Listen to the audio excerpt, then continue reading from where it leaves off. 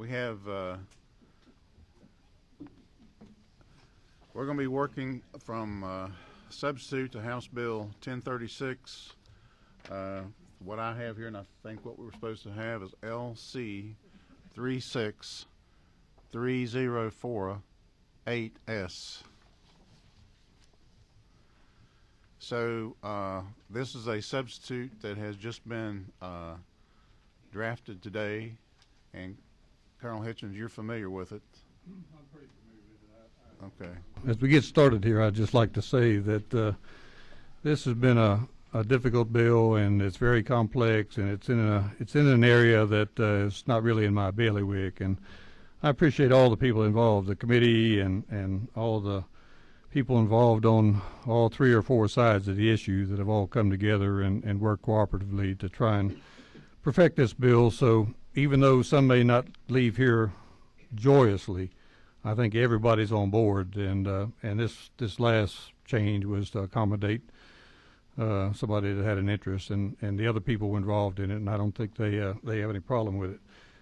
But it starts off on line 12, and it after exception, what it does is you can read it. It says to move existing provisions relating to the use of power of eminent domain for natural or artificial gas, to provide for applicability, to provide for related matters, and that's just the introduction.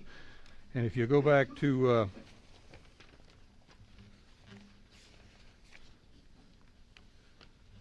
the last page, line 286, it strikes 22.388 in its entirety, and then you go down to 22.395. And what we've done here is there was some confusion about whether or not what we were trying to accomplish was going to affect LNG. And it certainly that was not the intent. I've stated many times this was very narrowly drawn, and the intent of it was to form a commission to study the Kinder Morgan pipeline and exclusively. And we certainly didn't want anything in here that might be confused and cause problems with any other type of product. And I didn't realize it, but the definition of petroleum very specifically dealt with different types of petroleum, and I think it included LNG, and we didn't want any confusion. The pipelines used for natural gas. Natural gas is a product that's used every day by consumers all across the state, and residential and business. And we have an LNG facility in Atlanta, and a pipeline that runs through our territory, and it's never been problematic. I go by it all the time. Sometimes it I don't know whether it's pressure or what, but I can smell the LNG, but it emits and goes into the atmosphere and doesn't cause any problem. That's the only change. That's the only change from this substitute. That's correct. Today. You want to tell us what? And I really appreciate the work that Chairman Martin did and the subcommittee. Appreciate y'all working with him, and just went into that, come up with the substitute that prior to this one that did not have this language change in it. I'm sorry, didn't have a mic on, but anyway, would you mind, or if you don't mind, kind of going through the changes from the bill that you brought to us, that to the changes that sure. came in the last. I don't have them right here, but you took out some of the findings.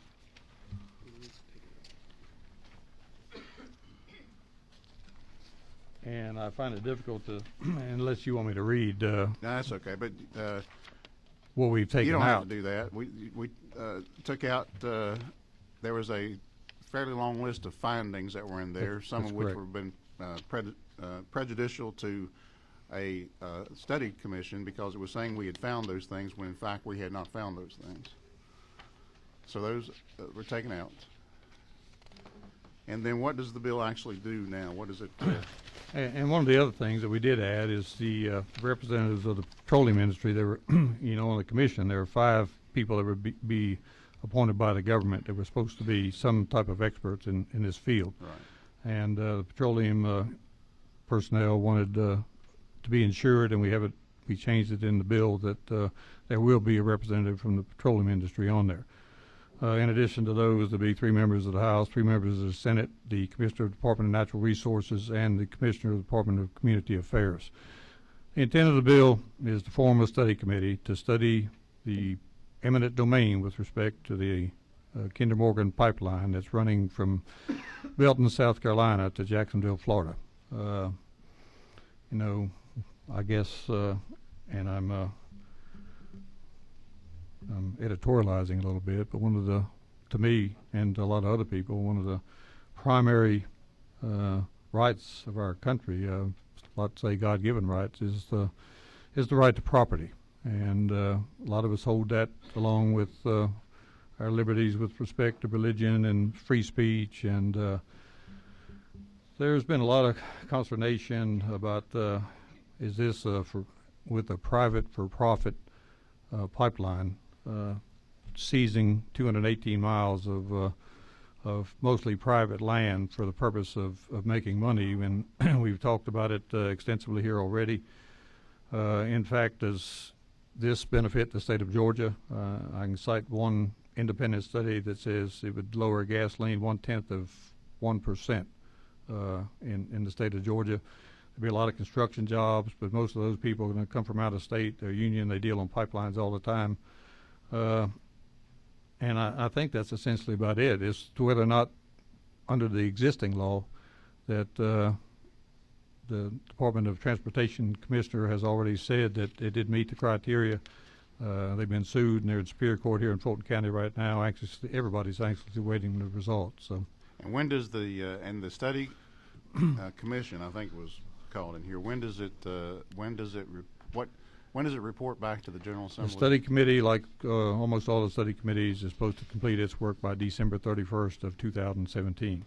This puts a moratorium on eminent domain only, taking of property, through June 30th of 2017. And the reason that it extends beyond that is if there are any findings that are derived as a result of the commission, that it would give the legislature an opportunity in the next session to take any appropriate action that they deem.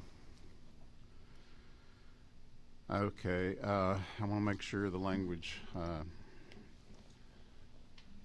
There is created the State Commission on Petroleum Pipelines, to be composed of 3 members of the House, to be appointed by the Speaker of the House, 3 members of the Senate to be appointed by the President of the Senate, the Commissioner of Natural Resources or his designee, the Commissioner of Community Affairs or his or her designee, 5 members to be appointed by the Governor, including 1 member who shall represent the petroleum industry, and 4 members who shall represent a cross-section of the interest of local government, business, agriculture, and conservation.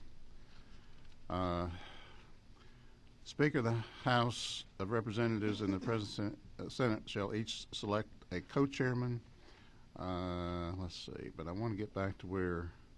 Okay, the Commission shall perform the following by December 31st, 2016. Examine the impacts, examine the current legal and regulatory structure, examine the purposes behind the necessity of, if any, Part 2 of this article, consider the extent with powers granted pipeline companies, and were all these considerations, were all those in the original bill? Yes, sir, they were, except for the petroleum and agriculture. We wanted to, as we went through the process the first time, people wanted to include those, and I thought they were very appropriate. Okay. And recommend to the General Assembly proposed legislation as necessary to accomplish the continuing goal of ensuring the pipeline siting, construction, and operation are consistent with and implement the state of Georgia's essential public interest in establishing minimum standards for land use in order to protect and preserve its natural resources, environment, vital areas of, and to best serve the residents of the state. Okay, and it does say recommend. I think it seemed like the original language said that would bring a report to the General Assembly for the General Assembly to act upon, and I think that must have been changed, but I didn't think that was good language. But okay, so that's that. And what about the moratorium? Well, it would just be and we say, and I made an earlier, I wanted to clarify, you clarified it, but I said actually 2017 with regard to the study being completed, and it's very obviously 2016. But the moratorium prevents them from taking any property as a result of eminent domain, and as it's stated there, through June 30th of 2017. That doesn't, and I think that we would take into consideration at the conclusion of the legislature whether or not any legislation is passed. I think once the legislature adjourns next year, I think that whatever is in place, whether there's legislation passed or not passed, that that would be the end of the moratorium, because there wouldn't be any further action that I'm aware of unless it was judicial. Okay. And with that, any questions from members of the committee? I don't know if all of y'all were on the subcommittee or not, but any chairman of the subcommittee is right here. Any questions from members of the committee to Representative Hitchens? Yes. What's your number there? I don't know either. Is that you? Number 7. Thank you. Yeah.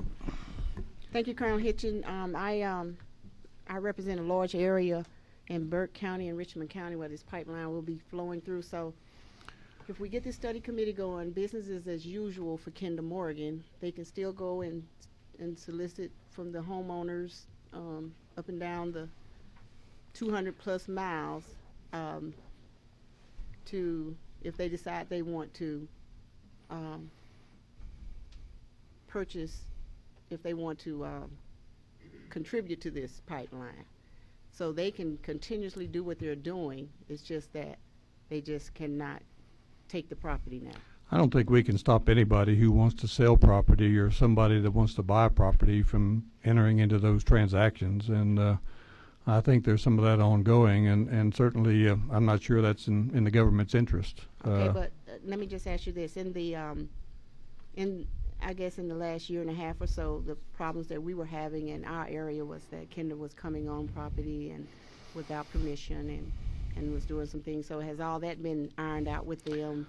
I think all of this probably will. I'm reticent to say will correct it all, but I believe, in having talked with all their people, that I think that won't be ongoing in the future.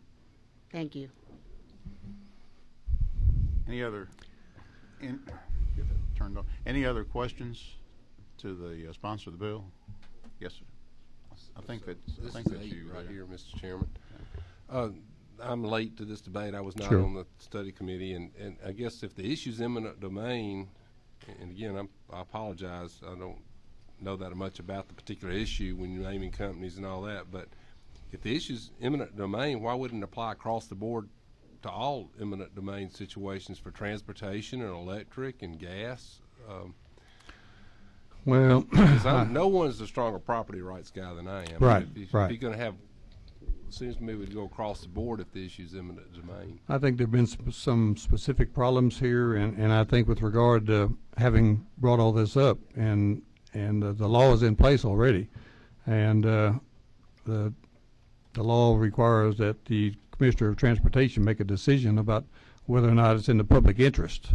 And in this case, he made a decision that it wasn't, and the governor came out and said he thought he was correct, because there's no economic benefit to Georgia, or it's a minor economic benefit. They're going to transport the oil through South Carolina to Florida, and it's probably most of it's going to be sold elsewhere for profit. And is that really in the public interest that a for-profit company takes people's property to make more money? Follow-up question? Sure. Again, I don't disagree with that, but why wouldn't it, if the issue is eminent domain, why would that not also, well, I've got a huge transportation gas pipeline that comes through Walton County, and I don't believe any of it, it goes all the way, I believe, up to New York City. I'm just curious why it wouldn't apply across the board.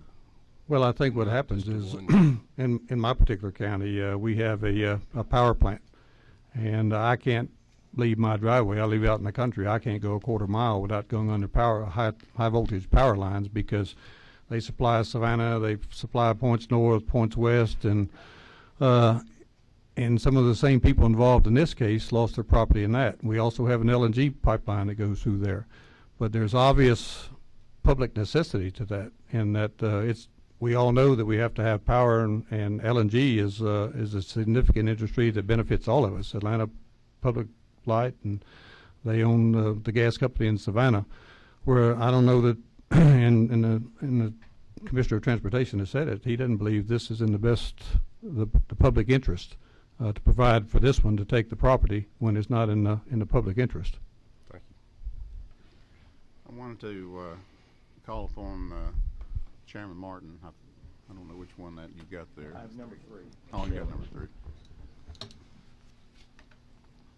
Thank you, Mr. Chairman. And I believe to Representative Williamson, I think the Colonel got to it on several different ways, but I think the natural gas pipelines, they're regulated utilities. Even though we have a free market for gas or an unregulated market at the marketing level, there is some still regulation at the AGL level. I believe I've got the acronym, so somebody I can look out there and tell you wrong. The same thing is, Georgia Power is a for-profit company, but they're a regulated utility. They're, if you will, a legalized monopoly in there, because of the Georgia Territorial Act, our EMCs, and I believe it's Georgia Transmission Corporation. Am I right out there that has so there's a different level of public good.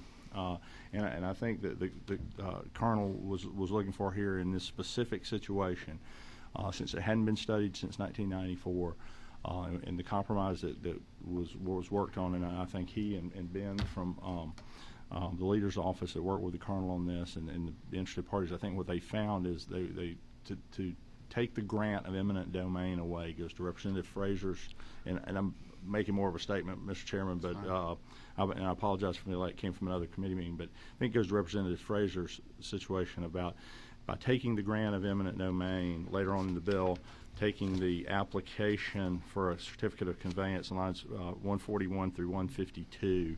Those are two things on the way to the grant of eminent domain. By taking those things away, by staying those until June 30th of 2017, it gives the Commission the ability to look into the thing as the Colonel had intended. It gives the legislature and Chairman Parsons' committee to take that under advisement along with his Senate colleagues next year to get to make sure that changes in the marketplace since 1994 are reflected in the bars that have to be reached in order to get eminent domain, because private property rights are something we're all very interested in, and I thank the Colonel for realizing the fact of taking some of the language that might have went just a little too far as it was first written would have prohibited a willing seller to sell. That would almost getting at their private property rights from the other angle, right. and the Colonel and folks have come to a good compromise on it. So if that helps.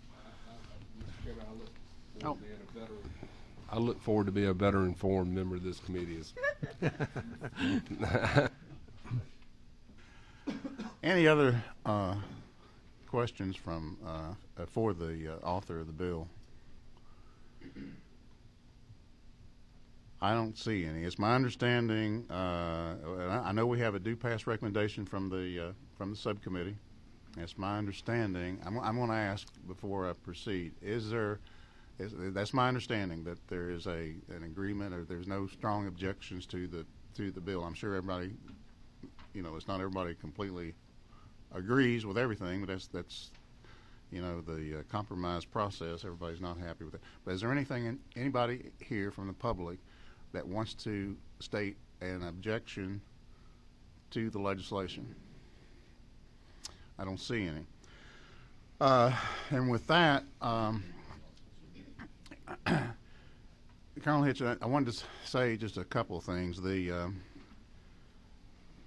don't even know if we've heard from the company, the pipeline company, or not. But obviously, as anybody in private enterprise, they want to make money, and they probably make a lot of money. Sure. But they're also in the energy business, right. So it's not just making money, and we have to get, the energy sources have to be delivered to different parts of the state and different parts of the country. I'm not preaching. I'm telling you anything you don't know, but it's not. I think it's necessary to go on record that it's not just about making money. it is about delivering an energy source. And I don't want to prejudice anybody in the committee whatsoever. I want the committee to do what it wants to do.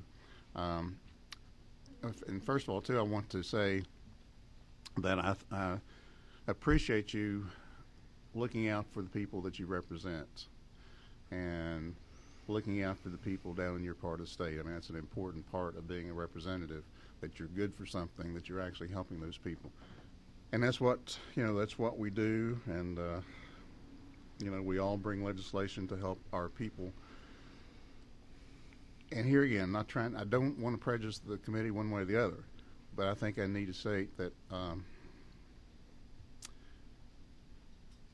that doing that, whether it's this bill or a bill that I might bring someplace else or what, it's probably not good public policy to do it this way, to change the process for a particular part of the state or for our constituents. But that's part of what we do as legislators. So I needed to say that. Anybody else have anything that they want in the committee that they need to ask or comment on? Mr. Chairman, if I may, and to Colonel Hitchens and to my distinguished chairman, I think, Colonel, the chairman brings up an interesting point, and if I could echo the chairman's thoughts here.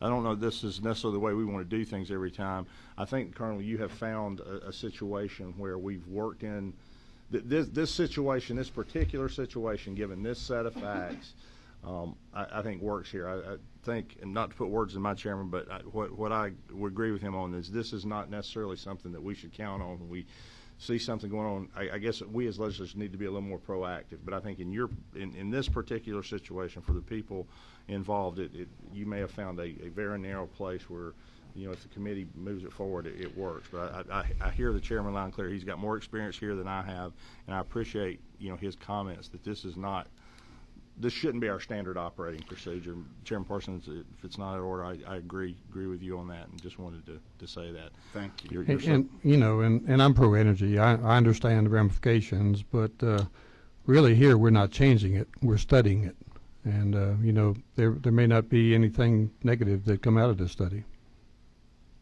And it give Kinder Morgan an opportunity to voice their side too, which really hadn't been heard yet. Okay, thank you. Representative Dudgeon, do you have a? Yeah, just very quickly, Mr. Chairman, I'll admit also that I was pretty skeptical when I was first approached with this legislation, and for the reasons you outlined, and I wasn't really on board, and some of the lobbyists talked to me in the hall. I was very skeptical, but over the course of subcommittee meetings and the fact that I think eminent domain is one of those things, as my good friend Representative Williamson said, the government needs to be supremely careful about any kind of abuse of eminent domain. And because of that, I've now come to think that and I think Chairman Martin did a great job of addressing my concerns of the legislation, and this piece now I think is very narrowly tailored. But again, the reason I'm over the top to support it is because eminent domain needs to be used as very carefully and surgically as possible. So thank you. Thank you. Do you have any closing statements or remarks? None other than, I appreciate all the work that's been done on behalf of this bill on both sides and all the parties. And, it's always great when everybody comes together and perfect a bill like this. And I'm very thankful for everything that's occurred so far. I wish I was as knowledgeable about this as obviously Chairman Martin is, but I'm not. And he put what I was thinking into words, and I certainly appreciate that. Yeah. Well, thank you. Thank you very much. We appreciate your work on it. And with that, let's see. Turn off that mic there. What is the will of the committee? We're working again off of LC 36304-8S. Yes, sir. If the chair is ready to entertain a motion, I am. This move forward out of full committee under rules with due pass recommendation, House Bill 1036, LC 363048S. All right, Chairman Martin has moved. Is there a second? Any discussion? Mr. Chairman, if I may, I think you may have done this before. Again, I came straight from the Regulated Industries Committee, but you mentioned the only change just from the public standpoint to the bill that came out. And we did. Okay. I just wanted to make sure I was representing. Thank you for mentioning that. Yes, sir. We have a motion and a second See no discussion. All in favor of the measure indicate by saying aye. Aye. Any opposed say no. The measure passes, and it's eligible to be taken to the Rules Committee. Thank you. Thank Before you you very leave, I wanted to. We do have a couple of other things that should just take. We have a couple of things that just should take a minute or two. I wanted to ask Colonel Hitchens. You have in our committee, and I want to ask you while you're sitting here. You have in our committee House Bill 1059, and I just want to ask you: did you want to do anything with that today? Well, the people from ACCG are here, and they would like to move forward. This is the first hearing, and they probably won't like me to say this, but I'm not so sure that we're up against the clock on this for this year. And okay, that answers that question. We will not do anything with that. Representative Dudgeon, do you have something? I must left your light on. One more issue, and thank you, sir. That's all. I mean, you can stay or leave, whichever you'd rather. You probably want to go to take that to Rules Zone and fill out that form. Is Adam Wise here? Adam Wise has a bill. This is a little bit unusual. This should only take a few minutes, but unless there are questions. Adam Wise has come to us with a bill that would do with the independent telephone companies or telephone company cooperatives, basically the same thing the EMCs do with stranded dividends, and that's a bill. We passed a bill for them a few years ago, just 2 or 3 years ago, and this would do the same thing for them with the stranded dividends to allow for something to be done with those, and something positive to be done with those. The bill was read for the first time today. It'll be read for the second time tomorrow. So I want the committee to hear it. And depending on what we hear from the committee, it may be something we'll have a short meeting tomorrow sometime on and try to, if it works out, to get it to Rules. And full public disclosure, I'm actually the author on this bill, but only because they came to me and asked me to do it. And I think our telecom subcommittee chairman has already left. So with that, if you just go ahead and make a brief presentation of that. Absolutely. Thank you, Mr. Chairman. And I think you explained that very succinctly. What House Bill 1096 does is allows for telephone cooperatives who have issued a dividend, that those dividends or capital credits are presumed to be abandoned, to recover those and place those in a 501c3, and then through that 501c3 to issue the dividends to the community for educational or economic development purposes. For the first time since 1988, one of our telephone cooperatives is available to issue a dividend, and they're looking to do so and would like to keep the money in the area that is generated, and we believe that this is the perfect avenue to do that for. If you have any questions, I'm happy to answer those. Any questions? Chairman Dollar, this would normally come through your subcommittee. Obviously, given the time, I want to go ahead and have a presentation of it here while we're here, and depending on the questions, if there's any opposition, we do have some questions. Looks like I'm going to go over here first. Yes, sir. I'm just curious, what is the dollar amount that's in the kitty? We're not sure at this time. There are 4 telephone cooperatives in Georgia. It will depend on various factors, such as what patronage the boards decide to retire, what amount of dividends are not claimed. For 2 telephone cooperatives, the last time they issued dividends was 1988. For our other 2 telephone cooperatives, they have never issued a dividend. But rough estimates right now say it would stand about $10,000 for each telephone cooperative annually, so $40,000 in the aggregate. Okay. Question over here.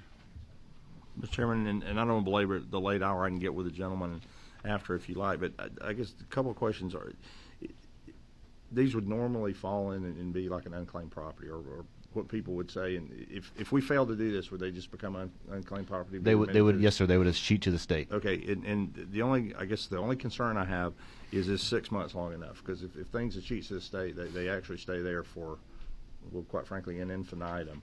So I would just want to make sure that we give folks the opportunity, and maybe you can get offline and tell me that, because I know I think Okay. you're talking that you got to do it for 6 months, and that would be my only question. Would that be long enough for people to claim them in case you couldn't get a hold of I them? believe it would, and if you look at Part 2, it also provides a publishment and a legal organ as well. So we do try and provide as many opportunities for people to claim that credit if it's. And I understand, but we're going for, they can come back and get them forever. Yes, so they sir. only get 6 months, and we're doing it in 24 hours here, trying to. Yes, sir. So in reality, I just want to make sure we're not taking something away from somebody. Okay. That, I mean, it's a small amount of money, but even somebody, we did something the other day about servicemen returning who were out in theater, and when they get back, they couldn't. Their taxes couldn't be paid. They were the sole person living in the house. I just want to make sure something like that. If we have a guardsman out, Okay. I know that's sort of a one-off, but I think it's just something we want to make sure we. Yes, sir. I'm happy to follow up on that for you. Somebody over here. Yes, sir. Quick question again, just trying to get educated. I assume that a cooperative is a member-owned, analogous to our EMC structure. Yes, sir. That's correct. Again, just a question: is it only telephone services that these cooperatives offer? Or do they offer data and? Some do offer video, some offer broadband. They're more telecommunications cooperatives, but they're required by statute to have telephone in their name, so that's why they're referred to as telephone cooperatives. And the dividends are member specific, or the usage of or bill, is it tied back into just the number of members, or how much the members have used in the way of telecommunication services, the billings associated with the member? I'm not entirely certain about that. It may be tied to the duration that they have been a customer shareholder, but I can follow up on that. Just to trying to get educated. Yes, sir, I understand. But I like the methodology. I think to further Chairman Martin's point, you're trying to give back money, and I think you're doing the methodologies works well. The visibility and a member of the family, if it happened to be a serviceman or whatever, I'm sure someone would spot it. And especially, I'm assuming these are relatively the smaller areas of the state. That is correct. Relatively unpopulated areas. Yes, sir. Where people still know one another. Yes, sir. And we would like to see that everyone claims their dividend or capital credit if they are due it. We do not want to leave anybody out if they are owed. It's a good deal. Okay. Anybody else? And you can, here again, it was just introduced today, and think about it. It's not something that has to be passed. I mean, I've been asked to consider it, but we'll probably have a meeting off the floor tomorrow and put it up for a vote. So if you have any concerns about it, then you can express them. If you don't have any questions or concerns now, thank you. Thank you. Anything from the committee? Unless there's objection, the meeting's adjourned.